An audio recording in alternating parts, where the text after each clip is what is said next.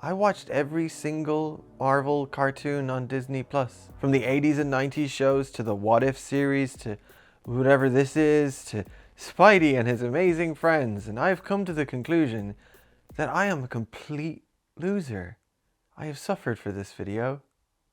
And now it's your turn. Have I learned anything? Yes. Do I remember what I've learned? No. Maybe some stuff about storytelling, and maybe some stuff about cliches, and maybe some stuff about big henchmen with big weird shaped heads. I don't know if I've learned anything about animation, except that early 90s computer graphics is now my favorite aesthetic.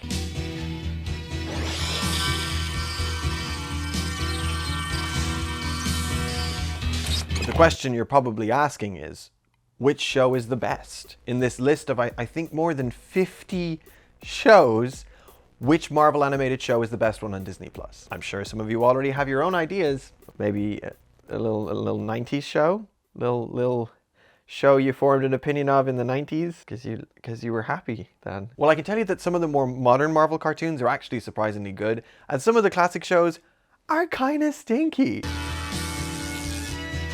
So how can you pick just one to top the list? Well, watch me fail. This has been an experience.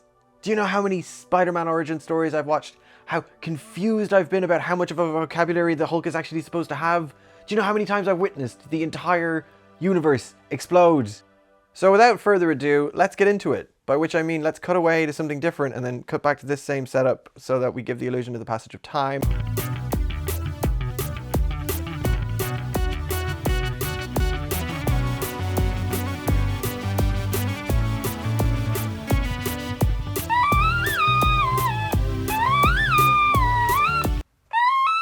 I hate this thing. Let's watch some cartoons.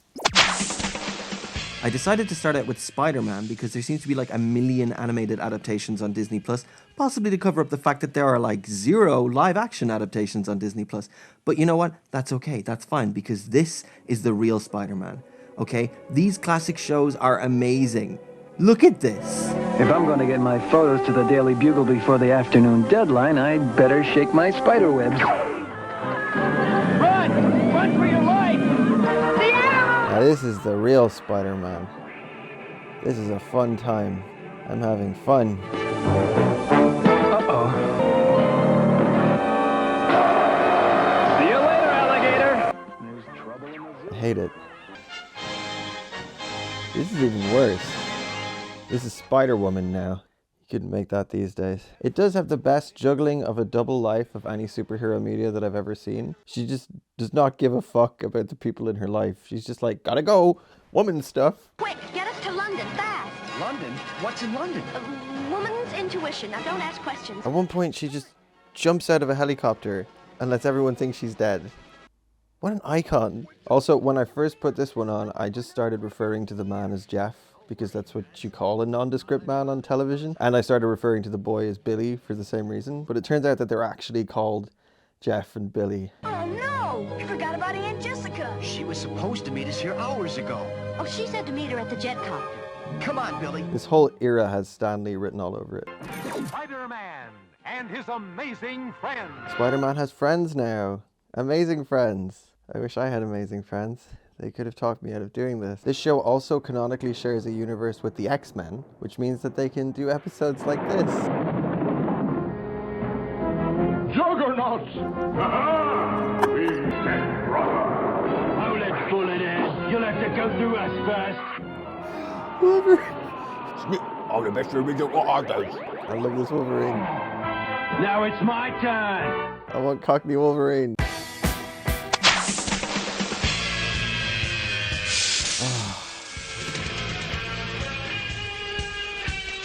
It's just a solid Spider-Man. It's a very solid Spider-Man.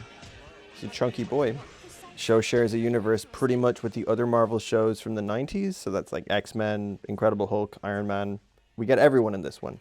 All of the animal-themed rogues gallery, all of the twisted father figures, everything you could want from a Spider-Man story. It's full of loyal, long-form adaptations of stories lifted straight from the comics.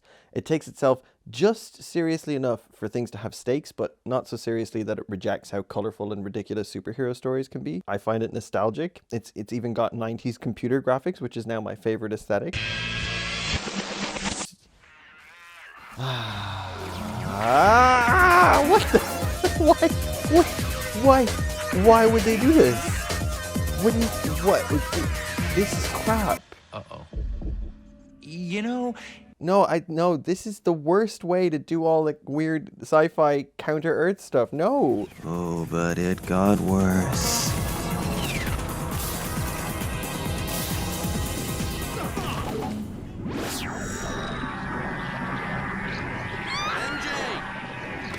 This is the weirdest thing I've ever seen. Those are Rob Liefeld ankles and wrists, but where did they get the rest of the body parts from?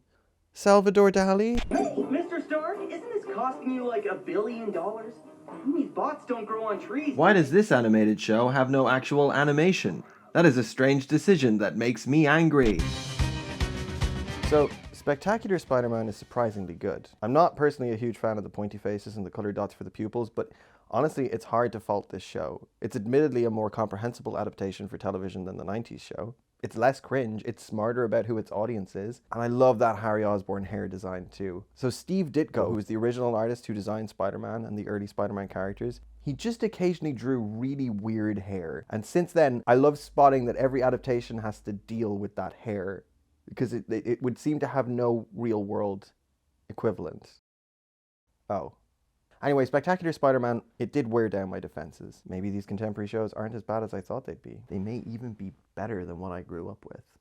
Let him go. Fear he tried to sandbag you with those losers. Think what you could have taught them. Or not. This is Ultimate Spider-Man, a man of action cartoon with that font. I hate it. I can't quite put my finger on exactly why, but it seems kind of cynical and has some distaste for the source material. I hate Nova, and I hate Iron Fist. I hate this version of Hulk. I hate all the characters. I hate all the characters. Except... who in this version is just the epitome of all television bullies. He's the mother brassica of bullying. And also, for some reason, he's the only character that goes through any kind of growth or change. So let's hear it for Peter Parker. I am also going to give them bonus points for Clark Gregg's Agent Coulson and J.K. Simmons' J. Jonah Jameson coming back as recurring characters in the same universe before the MCU did it. Because this more modern Spider-Man show is from 2012. It's more than 10 years old. That's depressing. Spidey and I have been working on a whole new technology. Here, try them on. They work like this. Press right here, and...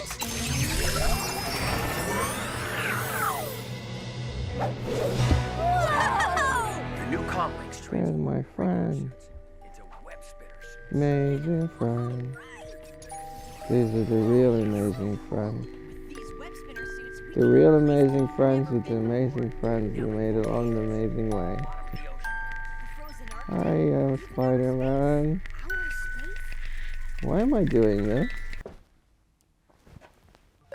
Great question, Neely. Why would I do this? Why would I watch hours and hours of cartoons intended for children? Because it's there. Because when you see a big mountain, you're not happy at the bottom of the mountain. You need to be at the top of the mountain. Because you have the simple mind of a goat, and high up is better than low down. And when you're at the top of the high up of the mountain, you know what happens next? You jump off the mountain, because now the absence of mountain is the thing that's there. So when I see that Disney Plus has all of the cartoons that have ever been adapted from Marvel Comics, except for the ones not available in your region or randomly pulled from the site, probably to cheat people out of royalties, I think I've got to conquer that. Like Kate Bush, running up that hill, shooting up that building. And the other reason that I'm the person to do this is I'm in my 30s and I'm a parent of teenagers. So while I was the target audience for the 90s Marvel cartoons, and it worked, my kids are the target audience for the post-MCU cartoons, and did it work? Are they Marvel-pilled? Hey, you want to watch every single Marvel animated show on Disney+?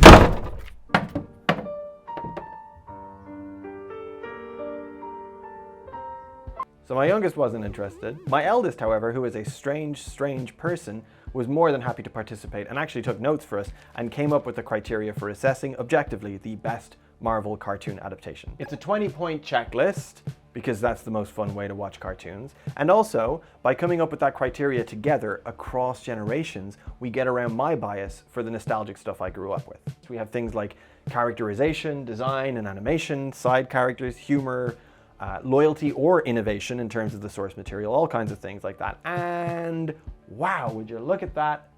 Spider-Man 1994 and Spectacular Spider-Man are in joint first place. Who could possibly outmatch them? Now it's my turn! Okay, day 2. Very excited to watch all the X-Men cartoons. The fuck is this shit? There's just one? They really don't care about their mutant babies, do they? Well, I do. So I'm gonna obtain legally X-Men Evolution and Wolverine and the X-Men and whatever other mutant-based cartoons I feel like. And I don't care that I'm adding even more shows to an already overwhelming list because unlike the heartless corporate bastards at Disney, I actually care about the X-Men. Oh, the whole thing is fucked.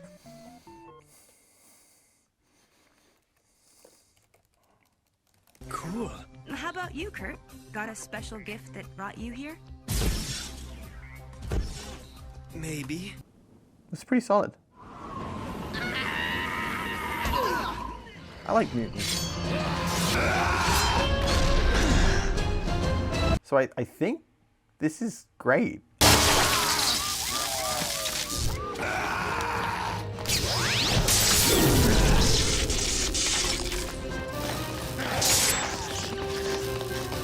I think this is pretty remarkable, actually, in terms of telling the stories in a fresh way, but remaining extraordinarily loyal to the X-Men atmosphere. Is it, like Grant Morrison, but for kids? Or is this just a cartoon? I don't know if I can tell what good is anymore. Yeah. Hell of a soundtrack on this one. Vacation, eh? Muir Island's no good for you. How about we go to Paris instead? How about getting your butt out of my car?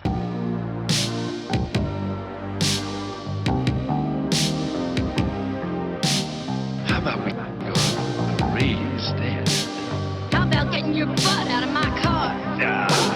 Is it good? It's very lovingly made until the last season where it all goes to shit. When they had to hire a cheaper animation studio, so all the characters look weird all of a sudden. And also they're all just nodding all the time. What I like to call the Cyclops bop.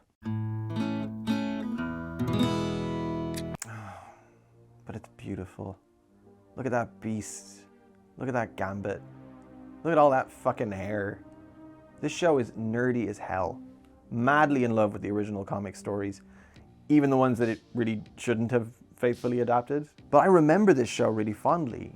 X-Men the Animated Series was the most exciting science fiction imaginable. And flicking through the channels back then, it meant something.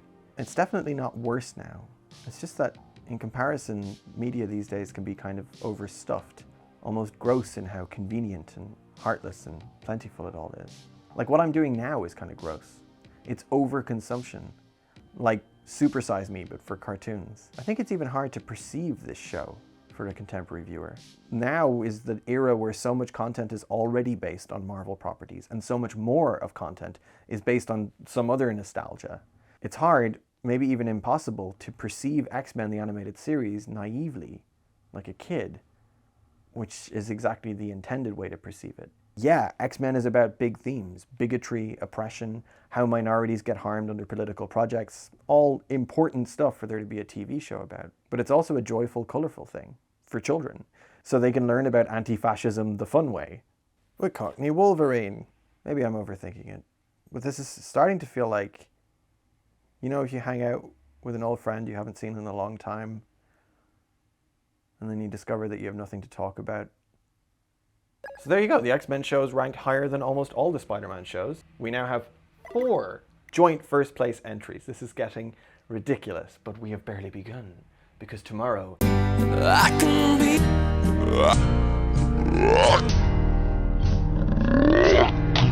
So I live in my car now. Only joking, this time. No, I actually I have a life, and so I can't just sit around watching cartoons all day. I have to run errands. I have to drop my kids off in the ocean. So, will we watch some more cartoons?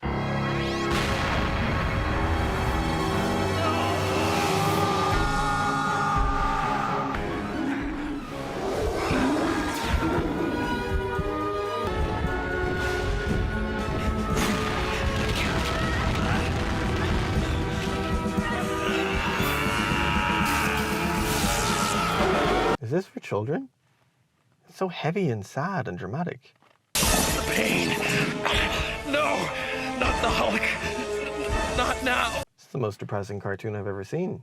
I love it. Time to give up, I'll give up. Some green smash! Scar slash undead! Only half undead. Fuck you, Hulk Agents of Smash. I am not having fun. This is your support group? Spidey! Check it out, Hulk fans! I can't believe we got the Amazeball Spider-Man on the web show. Say, what now? Of course, this cartoon wants everyone to be the comic relief. It's got Seth Green quipping away, degrading himself. He starts making this reality program and capturing all the adventures that he and the other Hulks have. It's got that fucking font! I can see your font. I know what you're doing with your font. Fuck you, Hulk! That fucking font. It was around this point that I realized my criticisms had become a little less sharp. The world needs us. You know me. Point and shoot. We gonna hug now, or can we go smash? Fuck off.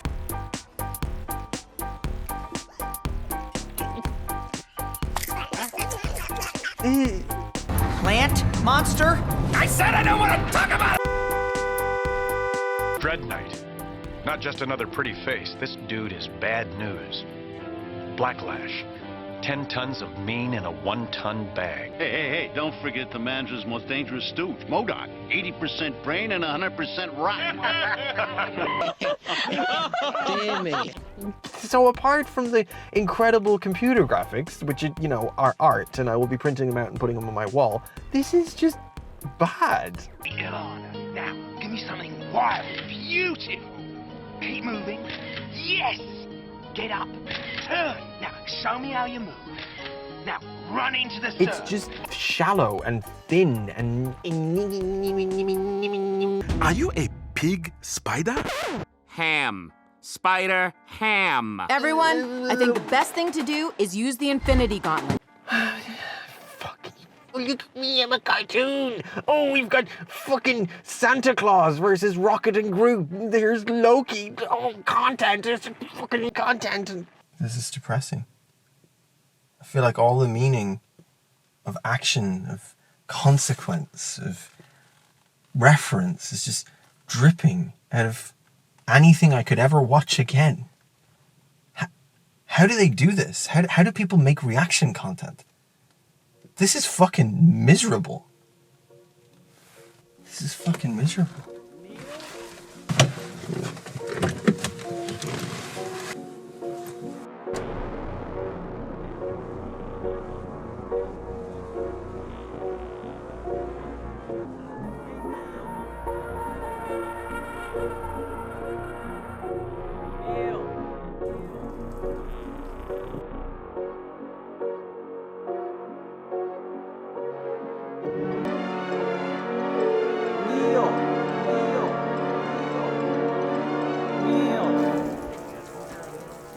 Scott from Nerd Sync. Neil! Hello? Wait, how do I watch so much superhero garbage? Josh. PanelstoPixels. James, Mr. Sunday Movies. That's actually an incredible question, Neil, and I just want to first off say thank you for reaching out to a much more well-established, I was going to say experience, that's probably not the case. I just think, like, numbers-wise, it's nice of you to reach out to a creator, a content creator like myself, who's, like, blown up so much, you know what I mean? Like, having over 1 million subscribers, that's a big deal, you know, and I appreciate... What's helpful for me is to cover a cartoon or series of cartoons that ended decades ago. That's helpful. Because then there are no new episodes. Oh, Neil. Neil. My sweet summer child, Neil. We're YouTubers.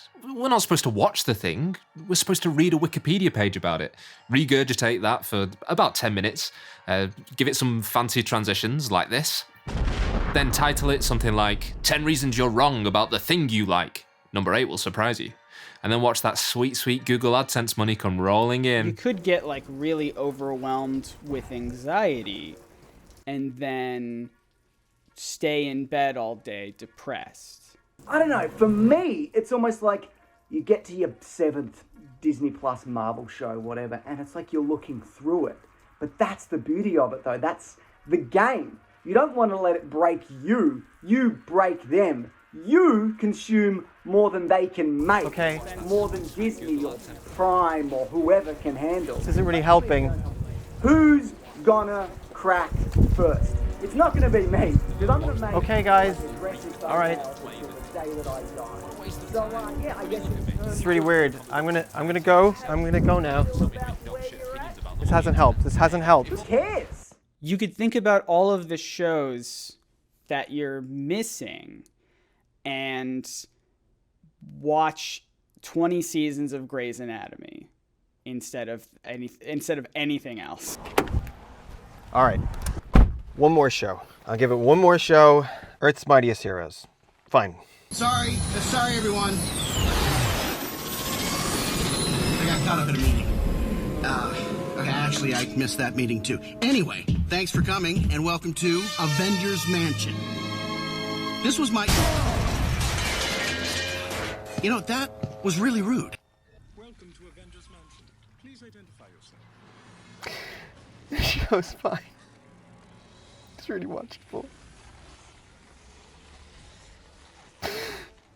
It's a really watchable show. It's fine.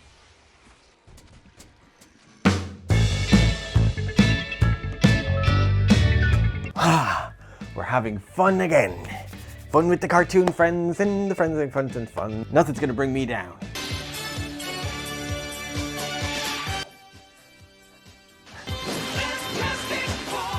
Don't need no more. That's ungrammatical. This is so silly. Silly, silly friends. But when I know the time is right for me and you, I just flame on, and on and on. Yes. Follow me and ponder the question. What? This is pretty good, right? Sometimes the ugly animation style is actually enjoyable.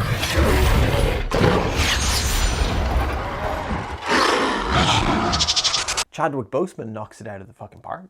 We don't have much time. Sebastian Stan is hilariously bad. Who are you supposed to be? Queen of England? It suffers from the fact that it's an MCU project. And no, I will not elaborate. Wow, Your Majesty, this is... Please, you can call me just Shuri. Now that we're all introduced, when can we begin? This is fine.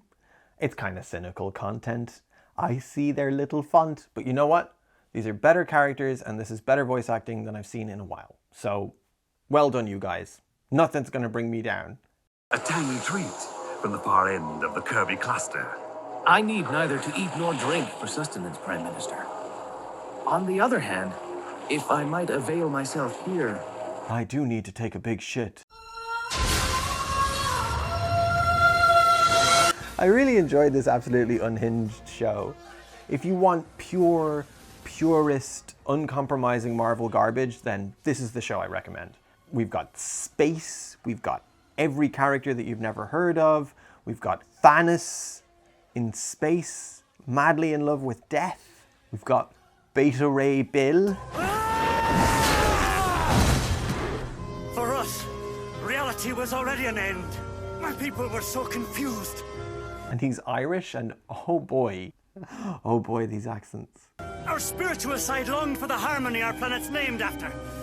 But our warrior side gloried in battle. They might be Irish because it's a planet where everyone's fighting all the time and they're kind of science fiction drunk, but none taken. Oh, also, the last episode ends with the entire universe exploding and they were supposed to resolve it in the second season, but then Marvel went bankrupt. But I don't mind. Nothing's gonna bring me down. Is it over?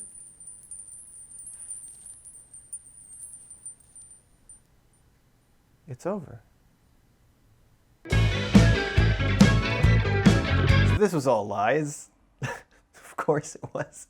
I mean, the episodes I watched with my eldest kid, we did actually break them down and grade them, but after a while, any metrics that we came up with didn't really apply to many of the shows. Marvel animated shows isn't a category. There is no best because these shows have very little in common. They're separated by different eras, different aims, different age categories, different styles. If you're looking for an antidote to the MCU while still indulging that nerdy comic book fidelity, then yeah, whichever of these 7 shows that I arbitrarily stand by appeals to you the most, go for it. They all have their strengths and weaknesses. Otherwise, if I've learned anything, it's that intellectual properties move in and out of being authentic and well-meaning. I started out wanting to combat my bias and my nostalgia, but 1, I can't, and 2, that's less of an issue than I thought. The shows where they didn't know what they were doing or who their audience was, those shows just are largely better. The naive Marvel projects are just better.